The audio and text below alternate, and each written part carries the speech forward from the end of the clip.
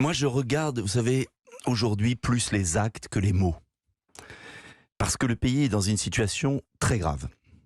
Et il y a urgence à remettre le pays en avant, en marche, si je puis dire, j'ose pas employer cette expression, c'est-à-dire à dépassionner et à détricoter cet engrenage fatal qui nous fait perdre du temps. Et ça veut dire, très clairement, que plutôt que de polémiquer, le président de la République devrait, dans son rôle institutionnel, de rassembler, d'apaiser, c'est-à-dire de au moins faire la pause, si c'est pas retirer le projet.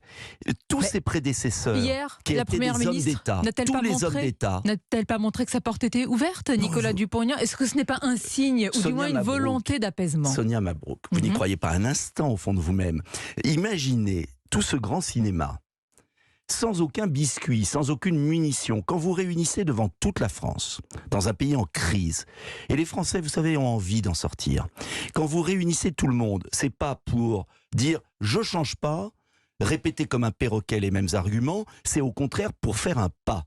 Georges Pompidou, après la crise de 68, renégocie, ouvre un grand Grenelle. Je veux dire que tous les hommes d'État, et c'est là la confusion d'Emmanuel Macron et d'Elisabeth Borne, ils ne comprennent pas quel est leur rôle.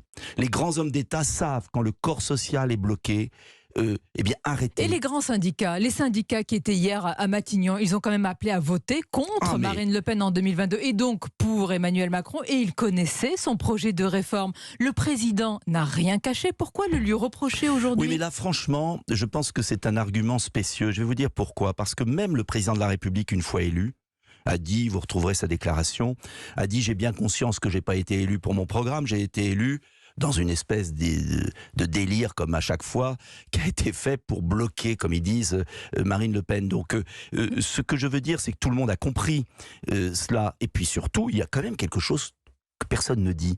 C'est-à-dire ?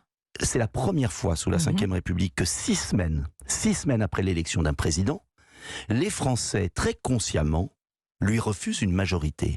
Vous savez, ils lui ont refusé cette majorité. Il va gouverner différemment. Et depuis, mais il n'a pas gouverné différemment. J'ai assisté comme gaulliste, Nicolas Dupont-Aignan. Eh bien, le général de Gaulle a donné de grands pouvoirs à l'exécutif et il les utilise aujourd'hui. 49.3, même si c'est une forme de brutalité de votre point de vue, eh bien, vous oubliez une chose, Sonia Mabrouk, très importante, c'est que le général de Gaulle a donné d'immenses pouvoirs au président.